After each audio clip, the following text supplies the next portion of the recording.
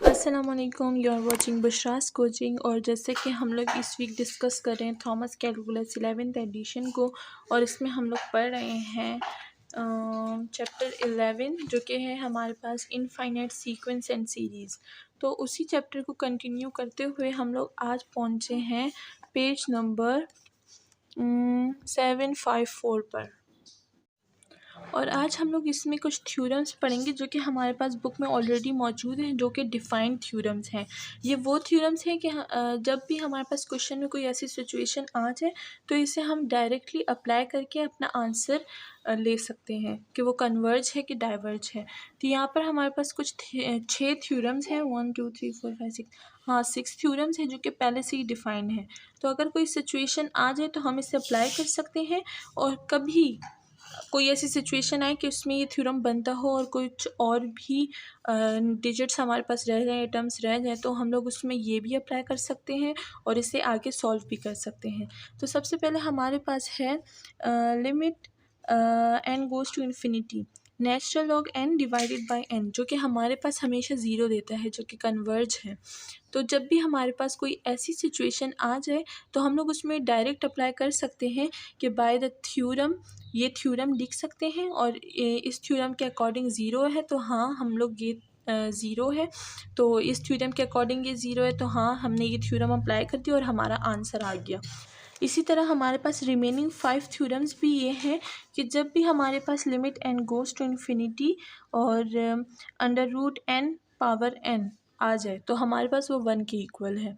तो जब भी कोई क्वेश्चन में ऐसी कंडीशन आ जाए तो हम लोग उससे लिख सकते हैं by according to theorem this condition is equal to 1। तो हम लोग आसानी से अपना क्वेश्चन भी ले सकते हैं और हमें ज़्यादा सोल्यूशन करने की ज़रूरत भी नहीं है। इसी तरह हमारे पास थर्ड थ्योरम है limit n goes to infinity x की पावर 1 बाई n। यहाँ पर हमारे पास जो n है वो फिक्स नंबर होगा जो कि इन्फिनिटी है।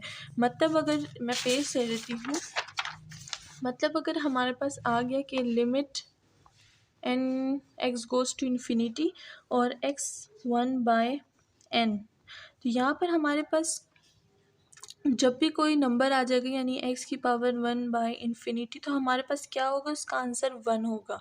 तो इसे हम लोग क्या बोलेंगे, कन्वर्ज बोलेंगे। किसी किसी सिचुएशन में, जैसे मैंने आपको पिछली वीडियो में बताया था कि सीरीज़ और सीक्वेंस में कन्वर्ज और डाइवर्ज की अलग अलग डेफिनेशंस हैं और अलग अलग सिचुएशंस हैं। तो उसी तरह हम लोग फिर इसको देखेंगे कि हाँ ये कन्वर्ज करता है कि डाइवर्ज करता है।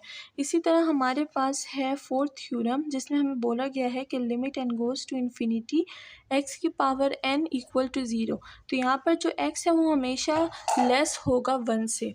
जब भी x हमारे पास लेस होगा 1 से तो हम लोग उससे लिख सकते हैं कि वो हमारे पास according to the theorem equal to zero है। तो आसानी से हम लोग अपना आंसर गेन कर सकते हैं। इसी तरह हमारे पास क्वेश्चन नंबर 5 है, जिसमें थ्योरम नंबर 5 है, जिसमें हमें बोलते हैं limit n goes to infinity 1 plus n by x by n, और हमारे पास इसकी पावर n दी गई है जो कि हमारे पास e की पावर x के इक्वल है।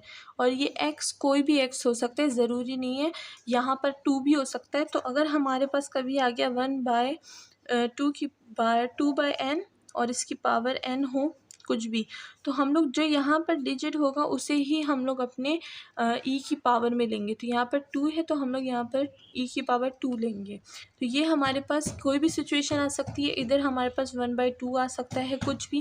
तो अकॉर्डिंग टू दिस डिजिट हम लोग ये थ्योरम सॉल्व करेंगे और इस थ्योरम के अकॉर्डिंग हमारे पास ई में आंसर आ जाएगा। इसी तरह हमारे पास जो लास्ट थ्योरम है वो कहता है कि limit n goes to infinity x की power n divided by n factorial equal to zero.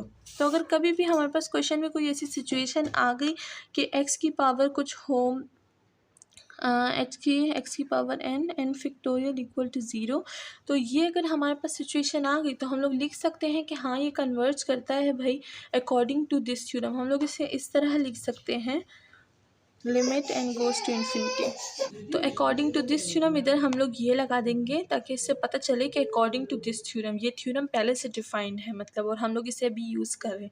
तो इसी के थ्योरम से रिलेटेड हम लोग आगे क्वेश्चन सॉल्व करेंगे अपनी एक्सरसाइज में। तो उसके लिए आपको थोड़ा सा वेट करना पड़ेगा, क्योंकि अभी भी इसमें कुछ चीज़ें हैं जो मुझे इस चैप्टर में चीज़ें हैं जो मुझे अभी थोड़ी समझाना बाकी है, जिस पर हम लोग वीडियोज़ बनाएंगे आगे जाके। तो ये थ्योरम्स भी हम लोग आगे यूज़ करेंगे। मैं आप लोग को बताऊंगी कि इसका सिंपल यूज़ कैसा है। फ़िलहाल तो सिर्फ इंट्रोडक्शन है। So hope you like it. और अगर आपको कोई प्रॉब्लम हो सो प्लीज़ कमेंट सेक्शन में ज़रूर बताइएगा, और वेट करिएगा कि हम लोग इसी एक्सरसाइज किस तरह सॉल्व करेंगे। ये बहुत इंटरेस्टिंग चैप्टर है और बहुत ही इम्पॉर्टेंट चैप्टर है। So thank you and share my video and subscribe my channel.